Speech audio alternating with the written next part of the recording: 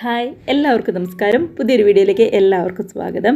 ഇന്നത്തെ റെസിപ്പി 2 ഉരുളക്കിഴങ്ങൊക്കെ ഉപയോഗിച്ചുകൊണ്ട് വൈകുന്നേരം ചായയ്ക്ക് എളുപ്പത്തിൽ റെഡിയാക്കി എടുക്കാൻ പറ്റാവുന്ന നല്ലൊരു ചൂടൻ പലഹാരത്തിൻ്റെ റെസിപ്പിയാണ്. അപ്പോൾ നമ്മുടെ ഉരുളക്കിഴങ്ങ് കൊണ്ട് ചെറിയൊരു മസാലയൊക്കെ ഉണ്ടാക്കി പെട്ടെന്ന് തന്നെ റെഡിയാക്കി എടുക്കാൻ പറ്റും. കഴിക്കാൻ നേരത്ത് നല്ല ചൂടോടുകൂടി ടൊമാറ്റോ സോസിൻ്റെയോ അല്ലാന്നുണ്ടെങ്കിൽ നല്ല ചൂട് ചായയുടെയൊക്കെ കൂടെ എല്ലാവരും നല്ല ഹാപ്പി ആയിട്ടിരുന്ന് കഴിക്കുക. നമുക്ക് കണ്ടു നോക്കാം എങ്ങനെയാണ് നമ്മുടെ സൂപ്പർ ടേസ്റ്റുള്ള പലഹാരം റെഡിയാക്കി എടുക്കുന്നതെന്ന്. വീഡിയോ കണ്ടുകൊണ്ടിരിക്കുന്ന സമയത്ത് റെസിപ്പി ഇഷ്ടമാവുന്നുണ്ടെങ്കിൽ ഒന്ന് ലൈക്ക് അടിച്ച് ഷെയറും കൂടി ചെയ്യാനായിട്ട് മറക്കല്ലേ.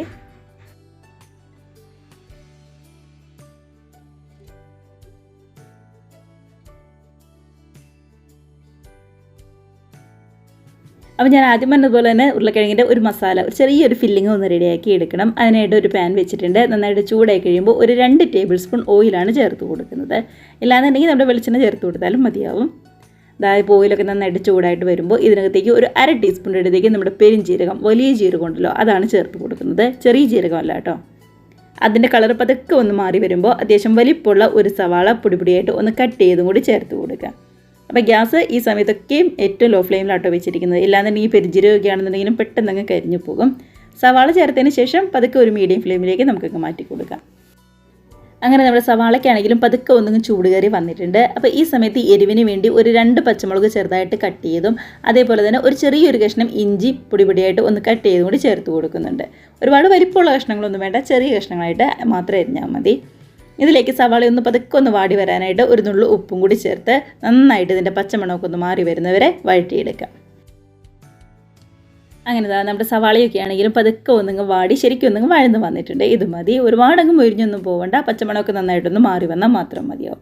ഇനി ഈ സമയത്ത് നമുക്ക് പൊടികൾ ചേർത്ത് കൊടുക്കാം. ഒരുപാട് പൊടികളൊന്നുമില്ല, നമ്മുടെ മഞ്ഞൾപ്പൊടിയും അതേപോലെ തന്നെ മുളക് പൊടിയും മാത്രമേ ഉള്ളൂ. ഒരു 1/2 ടീസ്പൂണിൻ്റെ അടുത്ത് മഞ്ഞൾപ്പൊടിയും അതേപോലെ തന്നെ ഒരു 1/2 ടീസ്പൂൺ മുതൽ 3/4 ടീസ്പൂൺ വരെ കാശ്മീരി റെഡ് ചില്ലിയാണ് ഞാൻ ചേർത്ത് കൊടുക്കുന്നത്. നല്ല എരിവൊക്കെ ഇഷ്ടമാണെന്നുണ്ടെങ്കിൽ കുറച്ച് എരിവുള്ള മുളക് പൊടിയും കൂടി ചേർത്ത് കൊടുക്കാം. അതിനുശേഷം പൊടികളുടെയൊക്കെ പച്ചമണം നന്നായിട്ടൊന്ന് മാറി വരുന്നവരെ ഇളക്കി കൊടുക്കുന്നുണ്ട്.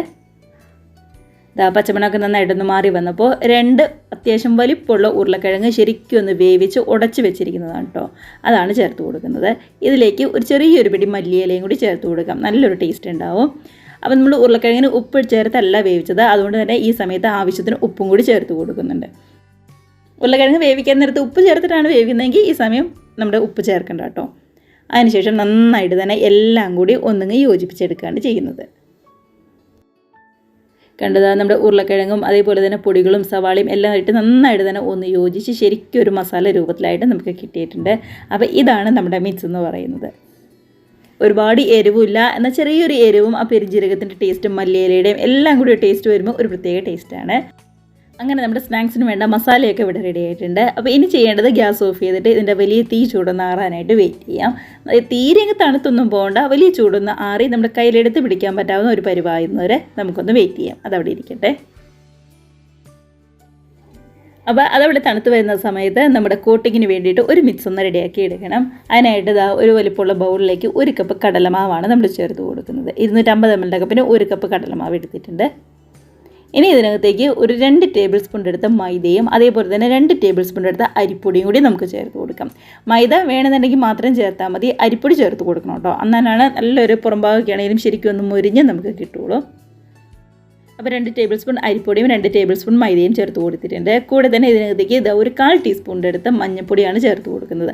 അതേപോലെ തന്നെ നല്ലൊരു കളർ കിട്ടാൻ വേണ്ടിയിട്ട് ഒരു 1/4 ടീസ്പൂൺ എടുത്ത് നമ്മുടെ കാശ്മീരി റെഡ് ചില്ലിയും കൂടി ചേർത്ത് കൊടുക്കുന്നുണ്ട്. എരിവുള്ളതൊന്നും വേണ്ട കേട്ടോ.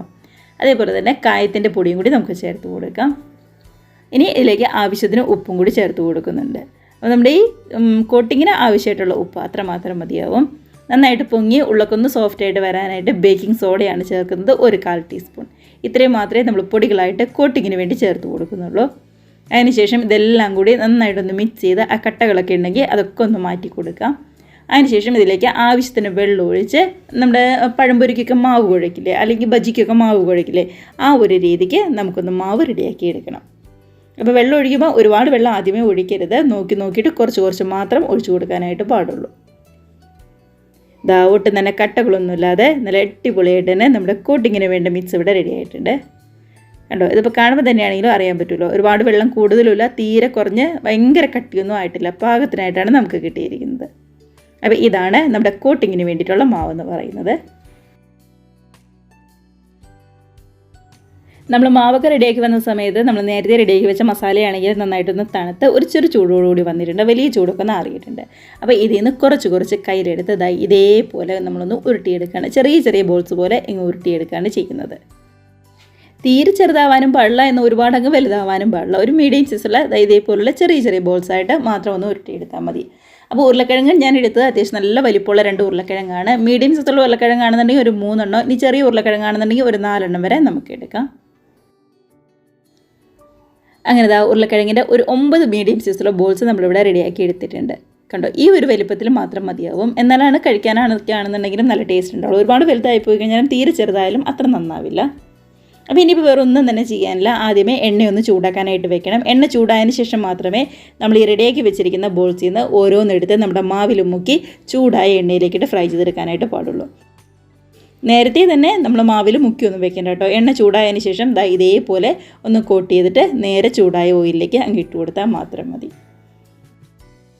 അപ്പോൾ ശ്രദ്ധിക്കേണ്ട 1-2 കാര്യം എന്ന് പറയുന്നത്, നമ്മൾ കോട്ടിങ് റെഡിയാക്കുമ്പോൾ ആ മാവിൻ്റെ വെള്ളം ചേർക്കുന്നത് കറക്റ്റ് ആയിരിക്കണം. എന്നാൽ മാത്രമാണ് ഇതേപോലെ നല്ല കോട്ടിങ്ങോട് കൂടിയിട്ട് ഓയിലിലേക്കിട്ട് ഫ്രൈ ചെയ്യുമ്പോൾ കറക്റ്റായിട്ട് നമുക്ക് കിട്ടുള്ളൂ. ഇല്ലാന്നുണ്ടെങ്കിൽ വെള്ളം ഒരുപാട് ലൂസായി പോയി കഴിഞ്ഞാൽ മാവ് വേറെയും കിടക്കും, അതേപോലെ തന്നെ ബോൾസിൻ്റെ കാകെ സെപ്പറേറ്റ് ആയിട്ട് വേറെ കിടക്കുകയും ചെയ്യും, നന്നായിട്ട് വരില്ല. കറക്റ്റ് കോട്ടിങ് ഇടണമെന്നുണ്ടെങ്കിൽ വെള്ളം കുറച്ച് ഒഴിച്ചാൽ നന്നായിട്ടൊന്ന് നോക്കി നിന്ന് റെഡിയാക്കി എടുക്കുക. ഗ്യാസ് ഒരു മീഡിയം ഫ്ലെയിമിലാണ് വെച്ചിരിക്കുന്നത്. അപ്പോൾ നമ്മൾ മേൽഭാഗത്തേക്കും ഓയിൽ ഇതേപോലെ കുറച്ചൊന്ന് ആക്കി കൊടുക്കുന്നുണ്ട്. അതിനുശേഷം ഒരു വശമൊക്കെ റെഡി ആയി കഴിഞ്ഞ് കഴിയുമ്പോൾ പതുക്കെ നമുക്കൊന്നങ്ങ് മറിച്ചിട്ട് കൊടുക്കാം. കണ്ടോ, ഒട്ടും തന്നെ കരിഞ്ഞൊന്നും പോകാതെ ചെറുതായിട്ടൊന്നും മൊരിഞ്ഞിട്ട് മാത്രമേ വന്നിട്ടുള്ളൂ. ഉള്ളിൽ ഫില്ലിംഗ് ഒക്കെ നന്നായിട്ട് വെന്ത് വന്നതാണ്. ഇനി ആ കോട്ടിങ് നന്നായിട്ടൊന്നും മൊരിഞ്ഞ് വരേണ്ട താമസം മാത്രമേ ഉള്ളൂ. ഹൈ ഫ്ലെയിമിൽ വെക്കരുത്, അതേപോലെ തന്നെ ലോ ഫ്ലെയിമിൽ വെക്കരുത് കേട്ടോ. മീഡിയം ഫ്ലെയിമിൽ മാത്രം വെച്ചിരുന്നാൽ മതി. 2 വശമൊക്കെ റെഡിയായി അത്യാവശ്യം നന്നായിട്ട് മൊരിഞ്ഞ് കളറൊക്കെ ഒന്ന് മാറി വന്നിട്ടുണ്ട്. അപ്പോൾ ഈ സമയത്ത് നമുക്കിതിങ്ങ് എടുത്ത് കോരി മാറ്റി വയ്ക്കാം. അതിനുശേഷം നമ്മുടെ അടുത്ത ബാച്ചും ഇതേപോലെ തന്നെ പെട്ടെന്ന് റെഡിയാക്കി എടുക്കാവുന്നതേ ഉള്ളൂ. കണ്ടോ, അടിപൊളിയായിട്ട് തന്നെ വന്നിട്ടുണ്ട്. നമ്മൾ ആ ഓയിലിലേക്ക് ഇടുന്നതിന് തൊട്ട് മുമ്പായിട്ട് മാത്രം ഒന്ന് മാവിൽ മുക്കിയിട്ട് ഇട്ടാൽ മാത്രം മതിയാവും. സാധാരണ നമ്മൾ പഴംപൊരിയൊക്കെ ആണെന്നുണ്ടെങ്കിലും അങ്ങനെ തന്നെയല്ലേ ചെയ്യുന്നത്, ബജിയൊക്കെ ആണെന്നുണ്ടെങ്കിലും അങ്ങനെ തന്നെയാണ് ചെയ്യുന്നത്. അപ്പോൾ അതേപോലെ അങ്ങ് ചെയ്തെടുത്താൽ മതി. ചെറിയൊരു എരിവും അതേപോലെ തന്നെ പുറംഭാഗമൊക്കെയാണെങ്കിലും അരിപ്പൊടിയൊക്കെ ചേർത്തുകൊണ്ട് നന്നായിട്ട് തന്നെ മുരിഞ്ഞ് അടിപൊളി സ്നാക്സ് തന്നെയാണ് കേട്ടോ. സിമ്പിളാണ് റെഡിയാക്കി എടുക്കാനായിട്ട്. 2 അത്യാവശ്യം വലിപ്പമുള്ള ഉരുളക്കിഴങ്ങ് കൊണ്ട് നമുക്ക് ഏകദേശം 9 സ്നാക്സ് റെഡിയാക്കി എടുക്കാനായിട്ട് പറ്റും. അങ്ങനെ എല്ലാ സ്നാക്സും ഇവിടെ റെഡിയായി വന്നിട്ടുണ്ട്. കണ്ടോ, ഒട്ടും തന്നെ കരിഞ്ഞൊന്നും പോകാതെ നന്നായിട്ട് മുരിഞ്ഞ് അടിപൊളിയായിട്ട് തന്നെ നമുക്ക് കിട്ടിയിട്ടുണ്ട്. അപ്പോൾ ഞാൻ എപ്പോഴും പറയുന്ന പോലെ കഴിക്കാൻ നേരത്ത് ഒരുപാടങ്ങ് തണുത്ത് ചൂടാറിയിട്ട് കഴിക്കരുത്, ചെറു ചൂടോടുകൂടി കഴിക്കുക. കഴിക്കാൻ നേരത്ത് ഒരു ടൊമാറ്റോ സോസൊക്കെ ഉണ്ടെന്നുണ്ടെങ്കിൽ അടിപൊളിയായിരിക്കും കേട്ടോ. മാത്രമല്ല നമ്മൾ ബേക്കിംഗ് സോഡയൊക്കെ ചേർത്ത് കൊടുത്തുകൊണ്ട് പുറംഭാഗമൊക്കെയാണെങ്കിലും കോട്ടിങ്ങൊക്കെ ആണെങ്കിലും നന്നായിട്ടൊന്ന് പൊങ്ങിയിട്ട് ശരിക്കും സോഫ്റ്റായിട്ട് തന്നെയാണ് വന്നിരിക്കുന്നത്. അപ്പോൾ ഇത്രയേ ഉള്ളൂ ഇന്നത്തെ നമ്മുടെ സ്നാക്സ് എന്ന് പറയുന്നത്. എളുപ്പത്തിൽ സിമ്പിളായിട്ട് ആർക്ക് വേണമെങ്കിലും റെഡിയാക്കി എടുക്കാൻ പറ്റും, അത്രയ്ക്ക് ടേസ്റ്റാണ്. അപ്പോൾ മറക്കാതെ മിസ് ചെയ്യാതെ ട്രൈ ചെയ്ത് നോക്കുക. അതുപോലെ തന്നെ കമൻറ്റ്സ് ഒക്കെ ആണെന്നുണ്ടെങ്കിലും മറക്കാതെ അറിയിക്കണേ. വീഡിയോ ഒക്കെ നിങ്ങൾക്ക് ഇഷ്ടമായിട്ടുണ്ടെങ്കിൽ ഒന്ന് ലൈക്ക് അടിച്ച് മറ്റുള്ളവരിലേക്ക് മാക്സിമം നമ്മുടെ ഈ റെസിപ്പി ഒന്ന് ഷെയറും കൂടി ചെയ്യാനായിട്ട് സപ്പോർട്ട് ചെയ്യുക. ആദ്യമായിട്ട് നമ്മുടെ ചാനൽ ആരെങ്കിലും കാണുന്നവരുണ്ടെങ്കിൽ വീഡിയോ റെസിപ്പി ഒക്കെ നിങ്ങൾക്ക് ഇഷ്ടമായിട്ടുണ്ടെങ്കിൽ പ്ലീസ് നമ്മുടെ ചാനലും കൂടി ഒന്ന് സബ്സ്ക്രൈബ് ചെയ്ത് സപ്പോർട്ട് ചെയ്യുക കേട്ടോ. അപ്പം നമുക്ക് ഇതേപോലുള്ള പുതിയ നല്ല അടിപൊളി വീഡിയോസ് റെസിപ്പീസൊക്കെ ആയിട്ട് വീണ്ടും കാണാം. അതുവരെ എല്ലാവരും നമ്മുടെ ഈ സ്നാക്സ് ഒക്കെ കഴിച്ച് നല്ല ഹാപ്പി ആയിട്ട് ഹെൽത്തി ആയിട്ട് സേഫ് ആയിട്ട് ഇരിക്കുക. ബൈ.